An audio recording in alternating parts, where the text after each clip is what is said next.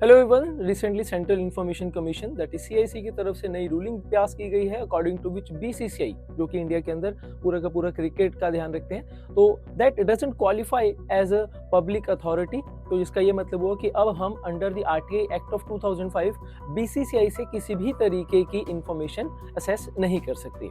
तो अगर हम थोड़ा सा पीछे चलते हैं तो 2018 के अंदर ही central information commission that is CIC की तरफ से ये डिक्लेयर किया गया था कि दैट बीसीसीआई एक पब्लिक अथॉरिटी है और हम बीसीसीआई से किसी भी तरीके की information under the RTI act of 2005 ले सकते हैं। लेकिन लेटेस्ट रूलिंग के according to central information commission, क्योंकि जो बीसीसीआई है वो एक प्राइवेट सोसाइटी के रूप में रजिस्टर्ड है इन द तमिलनाडु लॉ।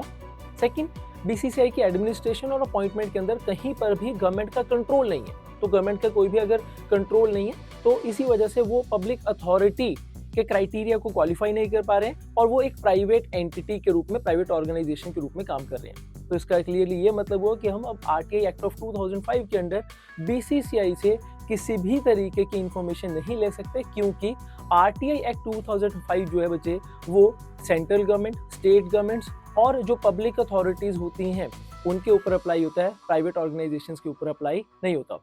और इसी के साथ आप याद रखेंगे कि that CIC that is the central information commission, तो ये बच्चे एक स्टैट्यूटरी ऑर्गेनाइजेशन है जो कि आरटीआई एक्ट ऑफ 2005 के अंदर एस्टैब्लिश की गई थी। सो आप सभी स्टूडेंट्स मुझे कमेंट सेक्शन के अंदर बताएंगे that what is the composition of CIC. ठीक है, कितने मेंबर्स हैं, कितने चेयरपर्सन होंगे, मैक्सिमम कितने मेंबर्स हो सकते हैं, कमेंट सेक्शन के अंदर आप मुझे बताएंगे। Thank you.